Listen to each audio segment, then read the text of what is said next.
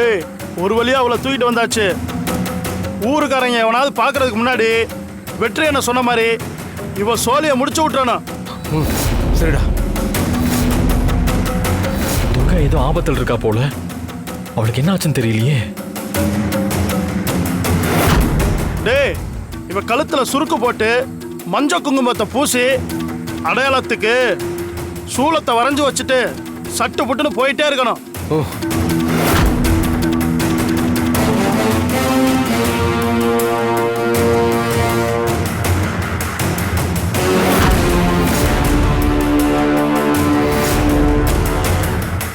Hello madam, நீங்க எங்க இருக்கீங்க? ஏன் என்னாச்சு? அது ஏன் இவ்வளவு பதட்டமா பேசுறீங்க? ஏதாவது ப்ராப்ளமா? ஆமா மேடம், துர்கா ஏதோ பெரிய ப்ராப்ளத்துல மாட்டிக்கிட்டான்னு நினைக்கிறேன். என்ன சொல்றீங்க?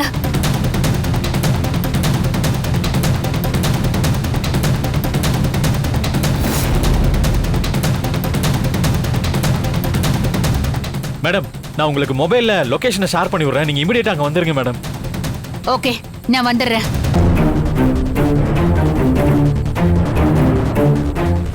சுத்தி யாரும் வர்றாங்களான்னு பாத்துக்கடா. ஓகேடா.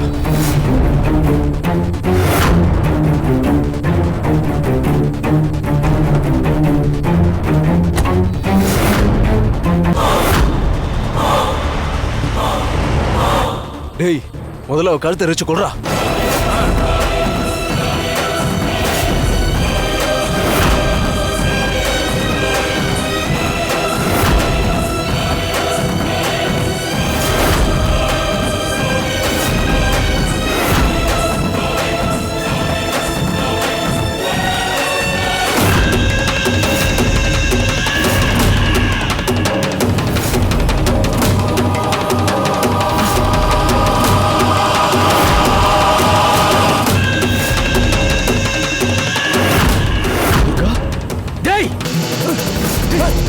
யாரா நீங்க? வாடா வாடா, சீக்கிரம் வாடா, வந்துடுறா, சீக்கிரம் வாடா. துர்கா, டேய் டேய், துர்கா துர்கா துர்கா, என்னாச்சு துர்கா? துர்கா, கண்ணை திறந்து பாரு. ஏய், துர்கா, எந்திரி துர்கா. துர்கா துர்கா, என்ன பாரு. டேய்,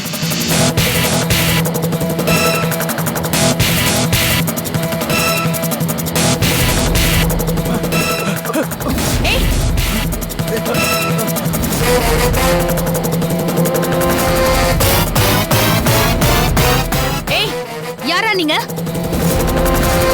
இந்த நேரத்துல உங்களுக்கு இங்க என்ன வேலை? ஏய், கேட்டுட்டு இருக்கேன். டேய், துர்கா, நில்லுங்கடானா. ஏய்,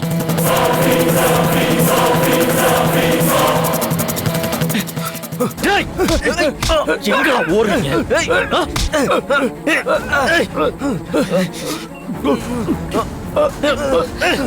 ஏய், யாரா நீங்க? துர்கா, மேடம், இவனுங்களை விட்டுறாதீங்க மேடம். நான் வரும்போது இவனுங்க துர்காவை கழுத்து நெரிச்சு கொலை பண்ண பார்த்தானுங்க. ஏய், ஏய்,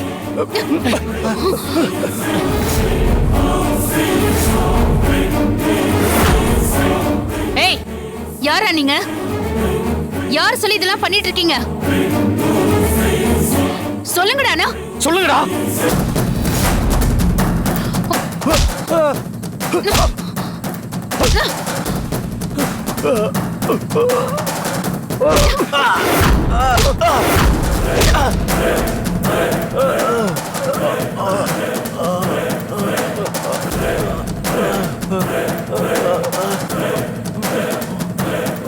அசோக், முதல்ல நீங்க துர்காவை இங்கிருந்து கூட்டிட்டு போங்க. இவனுங்களை நான் பாத்துக்கிறேன். சரிங்க மேடம். துர்கா, துர்கா. ஹலோ துர்கா, துர்கா, எந்திரி. துர்கா, சின்னையா வந்திருக்கேன். எந்திரி துர்கா.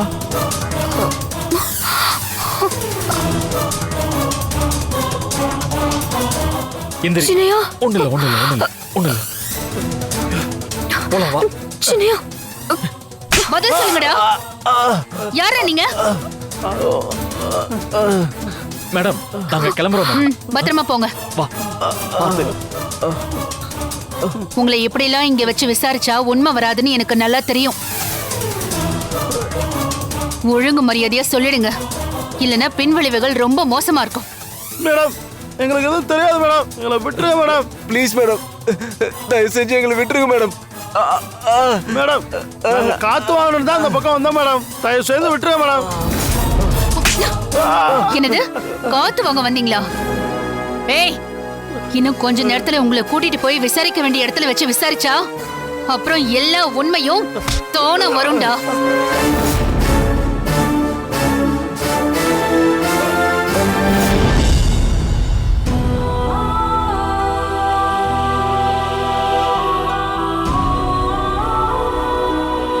கௌரி, கௌரி, இத வரேன் சித்தப்பா. பார்த்து உட்காரு.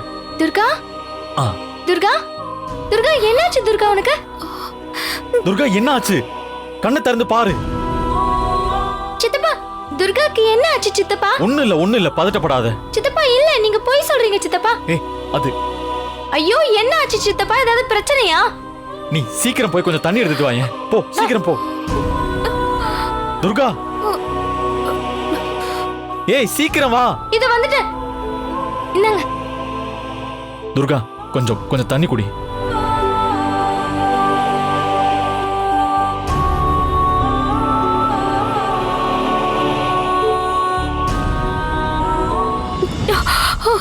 துர்கா, சின்னையா, எனக்கு அதை இப்ப நினைச்சு பார்த்தாலும் ரொம்ப பயமா இருக்கு சின்னையா. எனக்கு அதை நினைச்சு பார்த்தாலே பதட்டமா இருக்கு. சித்தப்பா என்ன ஆச்சு சித்தப்பா? துர்கா உனக்கு ஒண்ணும் இல்ல, நீ பயப்படாத. நான் உன் பக்கத்துல இருக்கிற வரைக்கும் உனக்கு எதுவுமே ஆக விட மாட்டேன். சித்தப்பா என்ன ஆச்சு துர்காக்கு? நீங்க ரெண்டு பேரும் வந்ததுல இருந்து எதுவுமே சொல்ல மாட்டேங்கிறீங்க. துர்கா வேற ரொம்ப பதட்டமா இருக்கா சித்தப்பா. என்ன ஆச்சுன்னு சொல்லுங்க. கௌரி, நான் இந்த ஊருக்கு வந்ததுல இருந்து பாத்துக்கிட்டு இருக்கேன். இங்க எல்லாமே தப்பா நடந்துட்டு இருக்கு. நான் மட்டும் இன்னைக்கு கொஞ்சம் லேட்டா போயிருந்தேன்னா நம்ம துர்காவை இன்னைக்கு உயிரோடவே பார்த்திருக்க முடியாது. என்ன சித்தப்பா சொல்றீங்க? ஆமா கௌரி, நான் மட்டும் கொஞ்சம் லேட்டா போயிருந்தேன்னா துர்காவை கொலை பண்ணி அந்த பழிய தூக்கி அம்மன் மேல போட்டிருப்பாங்க. நல்ல வேலை நான் துர்காவை கண்காணிக்க அவ செயின் டாலர்ல ஒரு டிராக்கரை வச்சு அந்த டிராக்கரை ஒரு ஆப் மூலமா என்னோட வாட்ச்ல கனெக்ட் பண்ணி வச்சிருந்தேன். அதனால்தான் துர்காவுக்கு ஏதோ ப்ராப்ளம்னு ஒரு நோட்டிபிகேஷன் அலர்ட் வந்துச்சு. அதை வச்சுதான் என்னால அந்த லொகேஷனை கண்டுபிடிக்க முடிஞ்சது. இல்லனா அவனுங்க நம்ம துர்காவோட கதையவே முடிச்சிருப்பானுங்க. ஏற்கனவே ஊர்ல நடக்கிற எல்லா கொலைக்கும் அம்மன் தான் காரணம்னு மக்கள் நம்பிட்டு இருக்கிறப்ப துர்காவுக்கே இப்படி ஒரு நிலைமை ஆயிடுச்சுன்னா இப்ப இருக்கிற சூழ்நிலையை விட நிலைமை ரொம்ப விபரீதமாயிடும். துர்கா, சித்தப்பா நீங்க சொல்றதெல்லாம் கேட்கும் போது எனக்கு ரொம்ப அதிர்ச்சியா இருக்கு. இல்ல கௌரி, ஆக்சுவலி என்ன நடந்துச்சுன்னா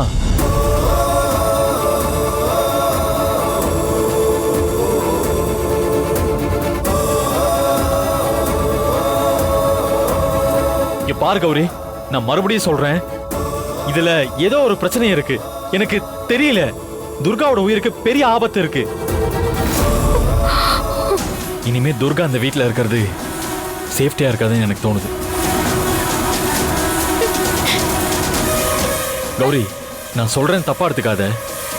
நீ பரிகாரம் பண்ணி முடிக்கிற வரைக்கும் துர்கா என் கூடவே இருக்கட்டும். இல்ல சித்தப்பா, நான் என்ன சொல்ல வரேன்னு நீங்க புரிஞ்சுக்கோங்க. ப்ளீஸ் கௌரி, இந்த விஷயத்துல நான் சொல்றத மட்டும் நீ கேளு. நீ செய்யற இந்த அம்மன் பூஜை பரிகாரம் இது எதையுமே நான் எதிர்க்கவே இல்லை. நாளைக்கு பண்ண போற கடைசி பூஜைய எப்படி நீ பண்ணதான் போற. இங்க பாரு துர்கா, நீ இங்க இருக்க வேண்டாம். நீ இங்க இருக்கிறது உன் உயிருக்கே ஆபத்தாயிடும். கௌரி, துர்கா என் கூடவே இருக்கட்டும். நான் அவளை கூட்டிட்டு போறேன். ஆனா சித்தப்பா. இல்ல கௌரி, ப்ளீஸ் நீ வா. பாத்து மெதுவா. கௌரி, சித்தப்பா.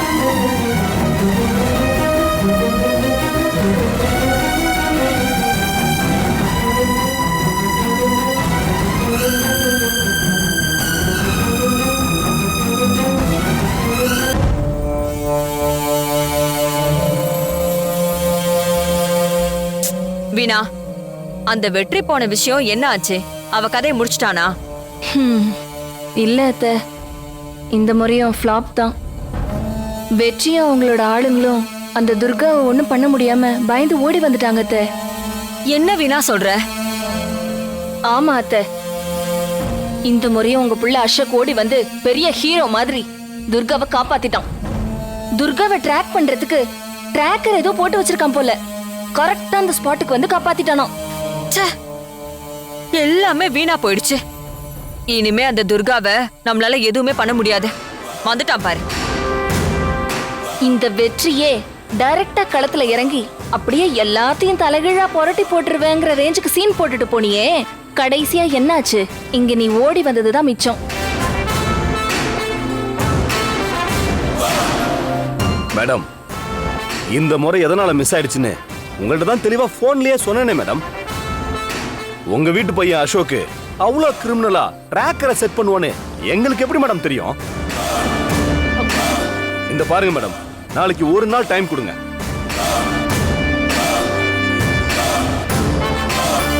இந்தாங்க மேடம், இது நீங்க கொடுத்த பணம். அந்த பொண்ணோட கதையை முடிச்சிட்டு வந்து நான் மறுபடியும் இந்த பணத்தை வாங்கிக்கிறேன். வரேன் மேடம்.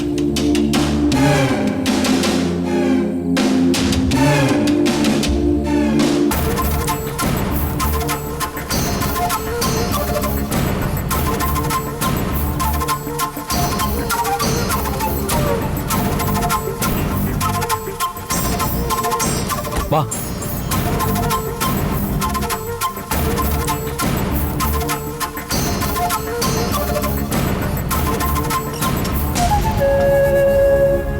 வா துர்கா.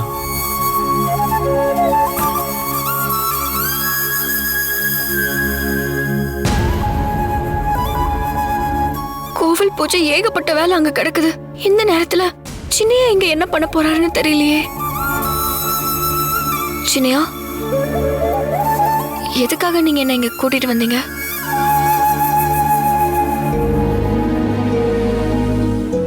என்னாச்சு சின்னையா? ஏன் இதுக்கு முன்னாடி என்ன பார்க்காத மாதிரி பார்த்துட்டு இருக்கீங்க? இல்ல, பொக்கிஷன் நம்ம பக்கத்திலே இருந்தா அதோட வேல்யூ நமக்கு தெரியாமலே போயிடும்.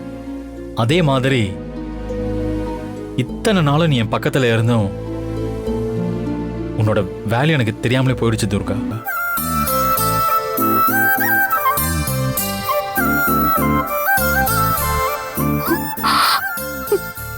என்னாச்சு சின்னையா உங்களுக்கு? இப்ப ஏன் ஒரு மாதிரி பேசுறீங்க? என்னன்னே தெரியல துர்கா. இன்னைக்கு நைட்டு முழுக்க நீ என் கூட தான் இருக்கணும். அதுக்காக தான் கௌரி கிட்ட நான் அப்படி சொல்லி உன்னை இங்க தனியா கூட்டிட்டு வந்தேன். நம்ம மேல எவ்வளவு அன்பு இருந்தா தனியா கூட்டிட்டு வந்திருப்பாரு. இதுக்கு நான் என்ன கைமாறு பண்ண போறேன்? என்ன துர்கா, நான் பாட்டுக்கு பேசிக்கிட்டே இருக்கேன், ஆனா நீ ஏதோ ஒரு யோசனையிலேயே இருக்க. ஒண்ணு இல்ல சின்னையா, நடக்கிறதெல்லாம் கனவா இல்ல நிஜமானு யோசிச்சுட்டு இருக்கேன். என்னன்னே தெரியாத, சொல்ல முடியாத சந்தோஷமாவும் இருக்கு, பதட்டமாவும் இருக்கு. துர்கா, உனக்கு ரொம்ப பதட்டமா இருந்தா என்னோட கையை இறுக்கமா பிடிச்சுக்கும். இந்த பயமும் பதட்டமும் போய் ஒரு பெரிய கான்ஃபிடன்ஸ் உனக்குள்ள வரும். வேணும்னா ஒரு முறை ட்ரை பண்ணி பாரு.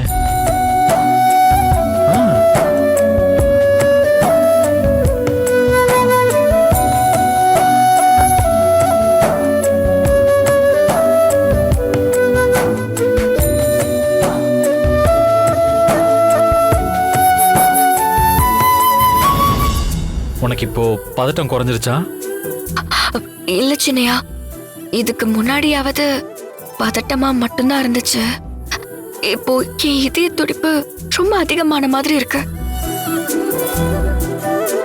அது ஒண்ணும் இல்ல துர்கா, நான் உன் பக்கத்துல ரொம்ப நெருக்கமா இருக்கேன்ல, அதான் அப்படி தோணுது. உனக்கு மட்டும் இல்ல, எனக்கும் அதே மாதிரி ஃபீலிங்ஸ் தான் இருக்கு.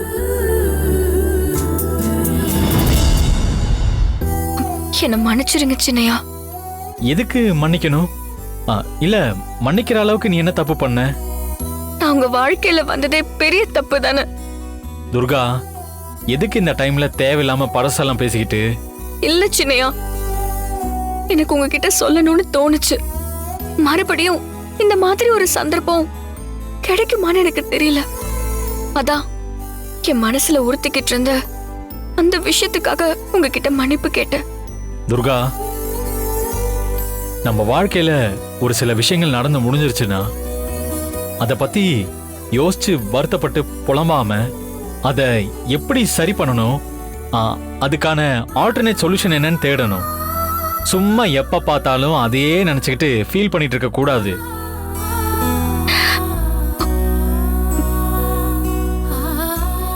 துர்கா, மறுபடியும் என்னாச்சு உனக்கு?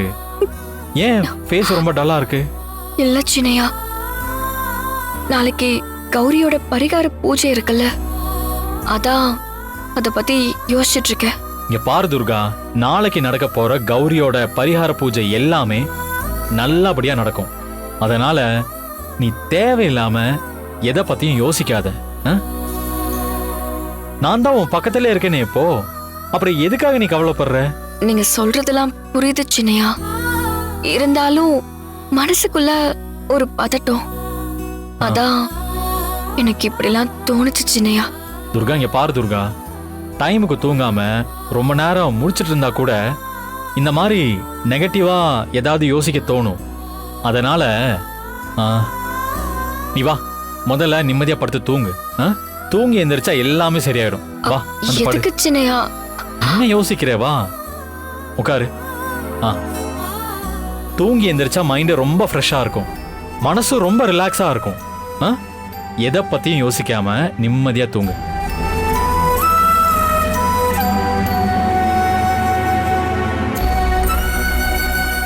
நல்லா தூங்கு.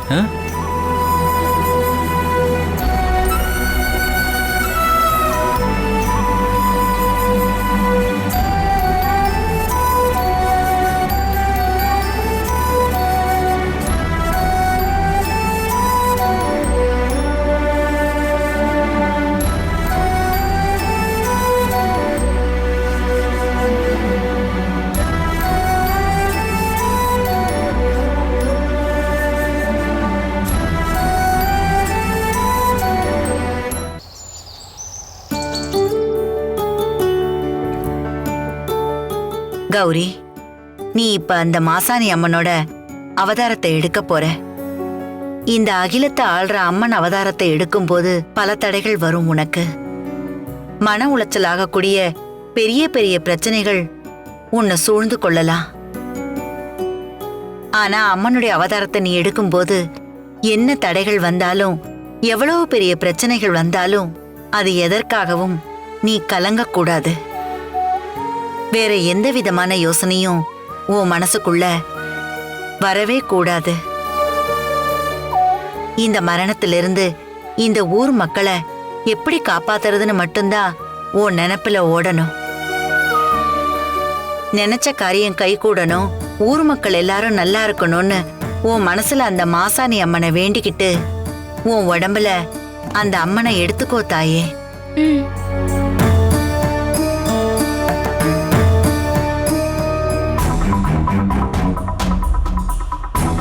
அசோக், அந்த அடியாட்களை நல்லா விசாரிச்சு பார்த்துட்டேன். யாரோ ஏவி விட்டு தான் இந்த வேலையெல்லாம் அவங்க பண்ணியிருக்காங்க. அவங்க வெறும் அம்பு மட்டும்தான். ஆனா ஏவி விட்ட வில்லு வேற பக்கம் இருக்கு அசோக். அவங்களோட கைரேகையை செக் பண்ணி பார்த்ததுல எதுவுமே நமக்கு கிடைச்ச கைரேகையோட மேட்ச் ஆகவே இல்லை. நீங்க தப்பா எடுத்துக்கலனா உங்ககிட்ட ஒரு விஷயம் சொல்லவா? சொல்லுங்க மேடம், ப்ளீஸ். எனக்கு என்னமோ உங்க பெரியப்பா ஆவுடையப்பன் இருக்காருல்ல, அவரு மேலதான் சந்தேகம் ஸ்ட்ராங் ஆயிட்டே போகுது. என்ன மேடம் சொல்றீங்க? என் பெரியப்பா மேலையா? ஆமா அசோக், அந்த கைரேகை யாரோட கைரேகையோடையும் மேட்ச் ஆகலன்னு தெரிஞ்சதுக்கு அப்புறம் தான் எனக்கு டவுட்டே உங்க பெரியப்பா மேல வந்துச்சு. இருந்தாலும் என்னோட பெரியப்பா இப்படி பண்றதுக்கு எந்த அவசியமும் இல்லையே மேடம். அசோக், உங்க பெரியப்பா தான் அதை செஞ்சாருன்னு நான் கன்ஃபார்ம் பண்ணல. பட் எனக்கு அவர் மேலயும் ஸ்ட்ராங்கான டவுட் இருக்குன்னு தான் சொல்றேன். நீங்க முதல்ல அந்த தர்மகர்த்தா மேல தானே டவுட் இருக்குன்னு சொன்னீங்க. இப்போ நான் அதை தான் சொல்றேன் அசோக். நம்ம எல்லாருடைய கைரேகையும் எடுத்து மேட்ச் பண்ணி பார்த்துட்டோம். ஆனா அந்த தர்மகர்த்தாவோட கைரேகையையும் உங்க பெரியப்பாவுடைய கைரேகையும் மட்டும்தான் நம்ம எடுத்து பார்க்கல. அதனாலதான் எனக்கு சந்தேகம் அதிகமா இருக்கு.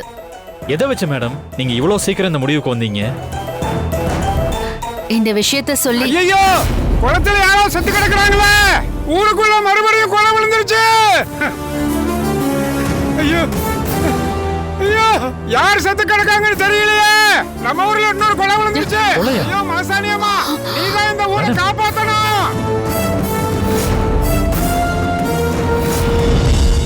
ஐயோ ஐயோ, திரும்ப கொலை வந்துருச்சு பொறுக்கே. அத்தா என்ன கோவத்துல இருக்கான்னு தெரியலையே. இறந்தது யாருன்னு தெரியலையே. யாரு என்னன்னு தெரியல. சீக்கிரம் வாங்க அத்தா. சாவ விழுந்துட்டே இருக்கேன். ஐயோ, இப்படி அநியாயமா ஒரு உயிர் போயிடுச்சு. இந்த மகராசிக்கு இப்படி ஒரு நிலைமையா? அத்தா, போதுக்கு அளவே இல்லாம போச்சு. எங்களை காப்பாத்த யாருமே இல்லையா?